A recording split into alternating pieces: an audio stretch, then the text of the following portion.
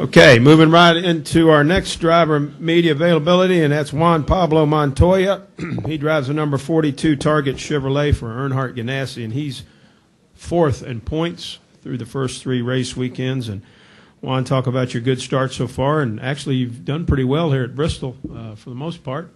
Yeah. And talk about coming here to short track. I think it's pretty cool. I think our season has been, we had a good Daytona.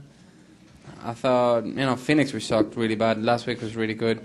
We've been trying a lot of different things to understand where we need to go with the cars and what to do, and I think we're making a lot of progress. So, everybody's very pumped, and everybody's working really hard to make sure we run good. And, this is normally a good track for us, so, excited to come out of here with good points. All right, let's go here to Ed, and then we'll go to Monty. Go ahead, Ed.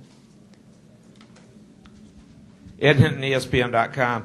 Juan Pablo, when you look at the way the points are structured, you're up there, but a lot of the big names that you would expect to be even this early in the points are 15th, 20th, like that in points. Do you detect concern, and do you have concern yourself that at the bottom it's such a disaster to have a bad day with a 1, 2, or 3 points? That it could have a big effect on the season and the championship, or do you just sort of look at it like in Formula One, where you could quickly get into the 0 points category? No, I don't even think about it. The way we look at it, I think if you're 20th place or above in the finishes, you're, I think, in the good side of the points. I think if you're below that, you're in the bad side of the points. So we know that, and. Our goal is to make sure we always stay in the good side. We're going to have good weeks. On 33, we can run like we ran last week, then I shouldn't be worrying too much.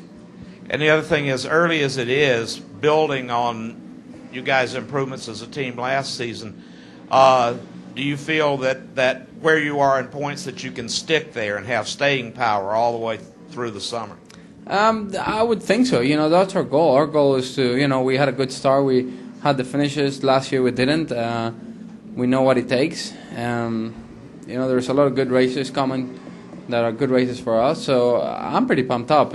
For me, right now it's all about, like I'll tell you the truth. Last week we thought we had a good car. We didn't know how good it was.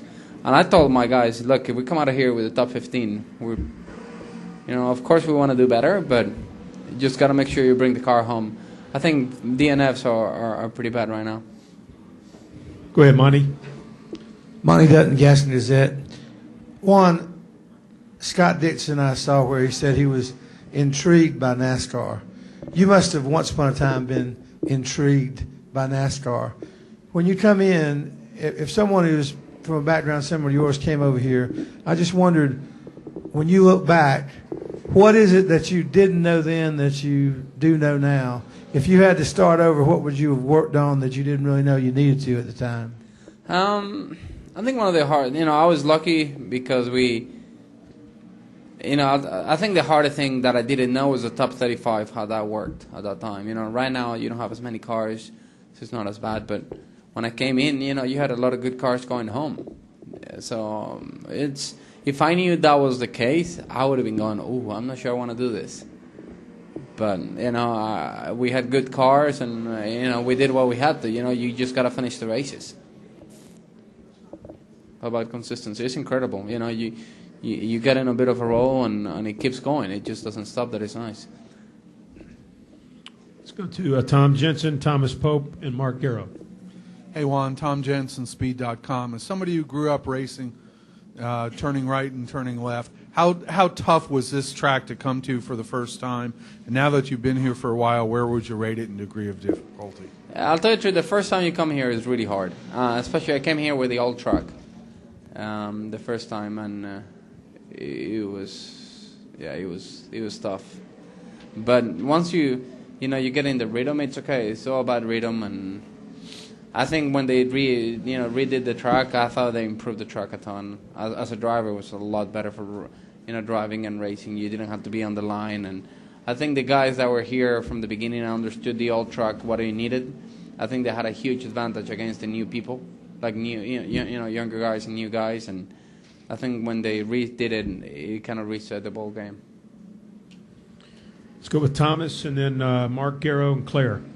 Thomas Pope, Fayetteville Observer. Juan, can you be more specific in your first impressions of when you came here, as far as not just the car, but being here inside this place and how crazy it gets during the race? Yeah, I mean, the thing, it's so different than anything else you've done before. The place, the size, from the driving side, it's just, how fast, you don't have any time on the straights. Like, you come out the corner and you're ready into the next one. Come out the corner, and especially at the beginning. Once at the beginning, you don't even have time to look at the gauges. And with time, you just go, no, you know what I mean? You don't, it just, everything simplifies the more you do it. Let's go Mark Garrow and then to Claire. Mark Garrow, PRN. Juan, just sort of following up on something you said earlier about, you told your guys, hey, if we get a top 15, great, and, just trying to take what you can. In talking with some of the guys in that organization, they seem to feel it's a new Juan Pablo Montoya, a guy that's really focused on finishing races and getting the most out of his car each and every week. Do you feel you've got a new attitude about this? Well, I thought last year was a big wake-up call for us. 2009 we run where we could run, and we made the chase. Last year we had our car to make the chase, and by race 5 we had 3 DNFs. And when you look at it and you put yourself in such a big hole, you never come out of it. So this year we knew what we had to do, and we're doing it. We're running more, a little bit smarter and trying to make better choices. And in Phoenix we thought we made the right choices with the car, but we didn't. But we learned from it. As long as we keep learning from it and making ourselves better, that's all we can do. Claire. Claire B. Lang, Sirius NASCAR Radio. Juan, I got a question for you on confidence. We talk a lot about Dale Earnhardt Jr. needs confidence, or drivers who formerly were doing great and then don't. You really have never had a confidence problem. You were able to come into the sport with confidence and carry it through. Have you ever struggled with that, or do you understand what role that plays in all of this for you? I don't know. It's I think every person takes it a different way. Everybody thinks, am I doing a good enough job sometimes? But, you just, you do what you can. You know what I mean? The way I always looked at it, everybody, you look at everybody here, everybody's got 2 arms, 2 legs, 1 hand, 2 eyes, and they go out there and drive. And if they can do it, you can do it. That's the, that's the way I used to look at it. I mean, there's cars better than others, and cars that will adapt better to you than somebody else. But what you got to make sure you do is make sure your car is comfortable for you. You know what I mean? I think, being in a small organization sometimes helps because you can really focus on what you need. When you're in a big organization, this guy's winning and he's running this. You got to run this. And if you can't drive this, you're not ever gonna do good. So I think, that helps. Go ahead, Dustin.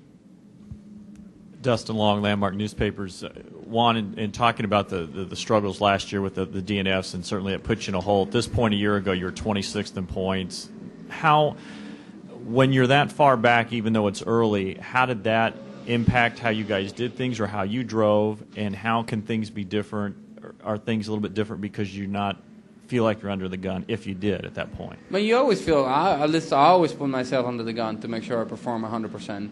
But last year, the thing that really hurt us last year, it's, we got involved in a lot of wrecks. Even wasn't our fault. We had a lot of problems and things. But as well, when we could have scored good points, we were running 5th.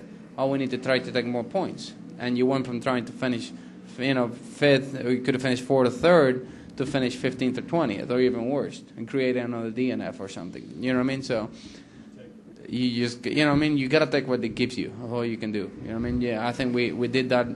We learned that from last year, and I think this year we're doing a good job at what we have to do, and just.